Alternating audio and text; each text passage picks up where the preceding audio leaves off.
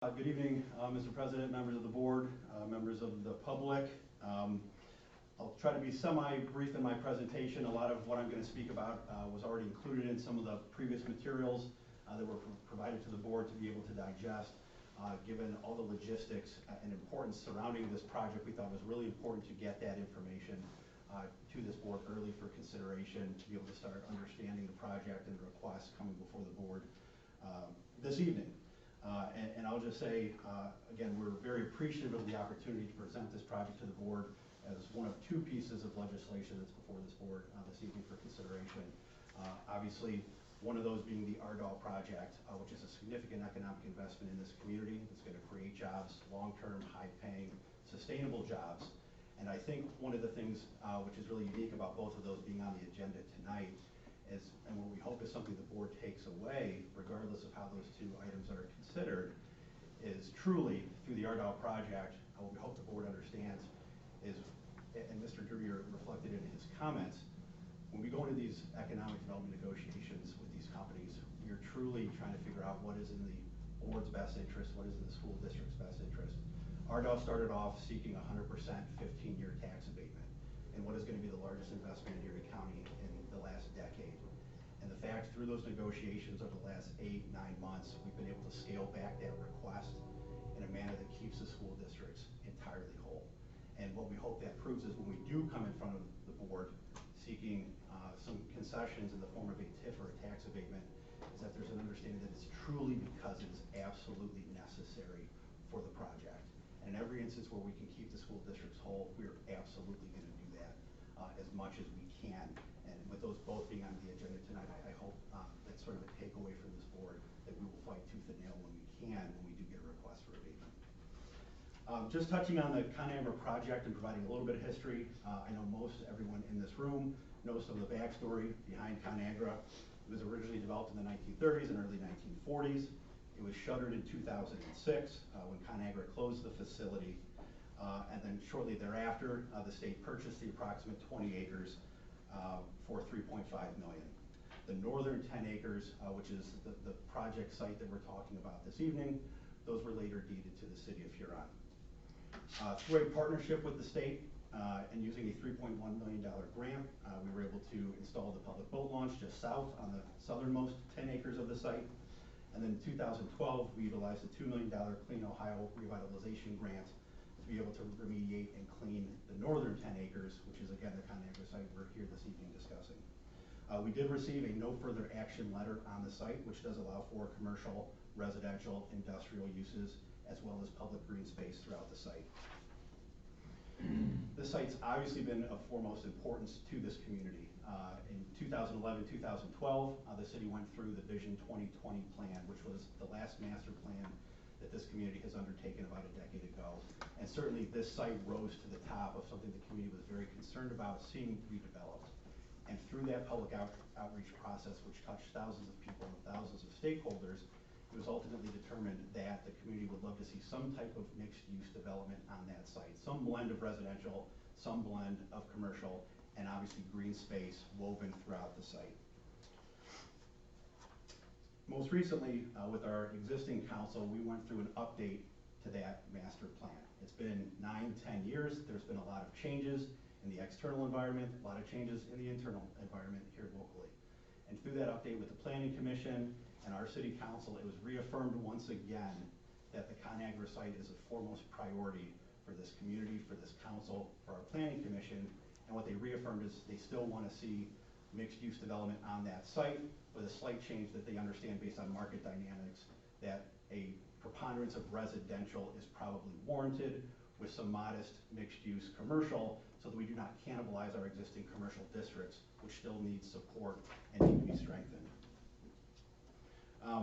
What we also received through that process was sort of the green light from council for the administration to start again the process for identifying a development partner for the Conagra site.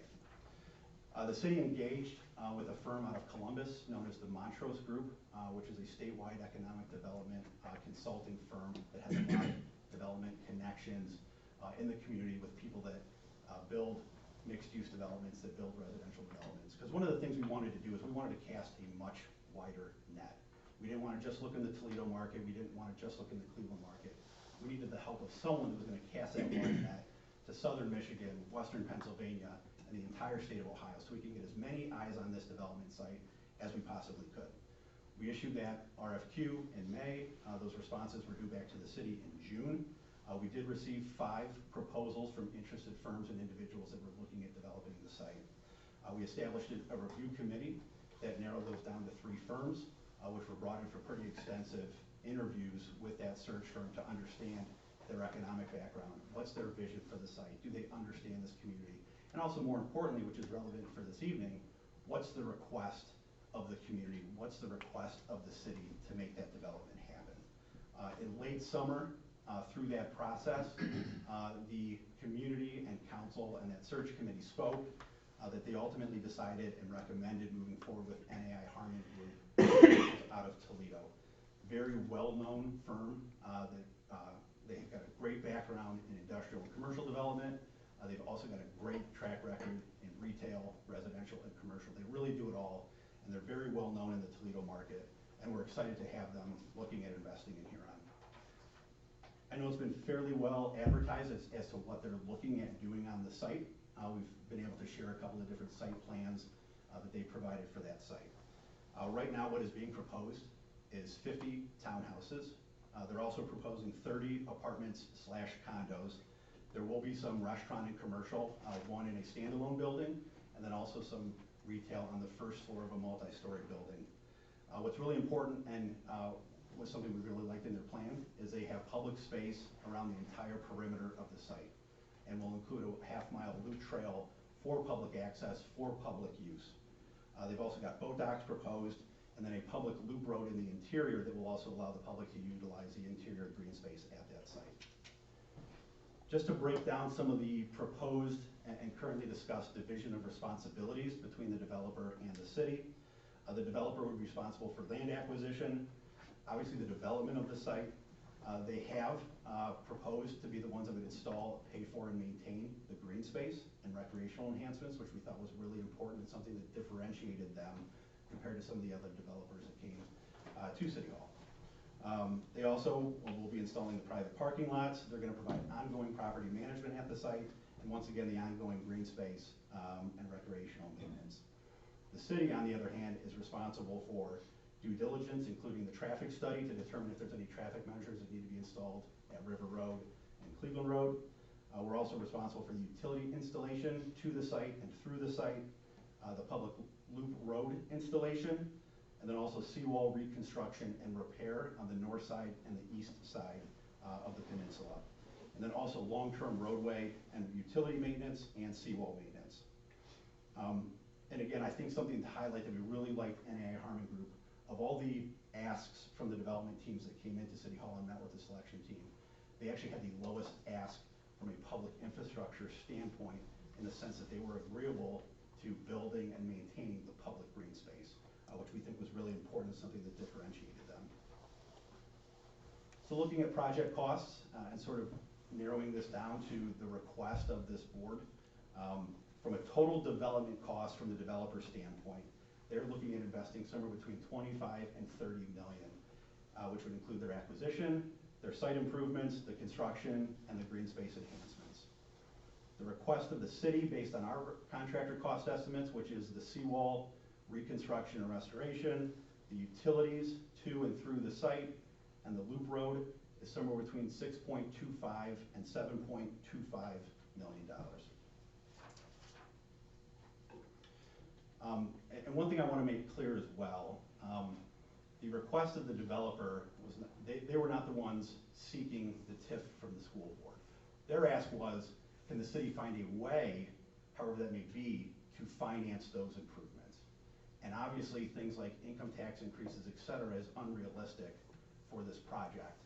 So it's through this proposal that the city is seeking a 30-year tax increment financing proposal, very similar to what was considered and approved for the Sawmill Creek project, which would be 30 years, 100% abatement on the improvements, but then there would be a separate school compensation agreement, which would provide 25% of those service payments, in essence real estate taxes, back to the school district. I think also what differentiates differentiates this from the Sawmill Creek project is none of these funds will be used to fund the private development itself. All of these will go into public infrastructure improvements for the benefit of the community.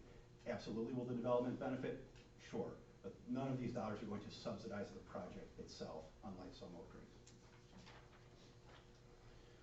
Under the proposed sources and uses for this project, particularly how we see we could finance the public improvements, over the course of 30 years, and that remaining 75% or so in service payments that would be put into the TIF account, we're envisioning $7.9 million of that TIF revenue would be able to help the city retire the debt.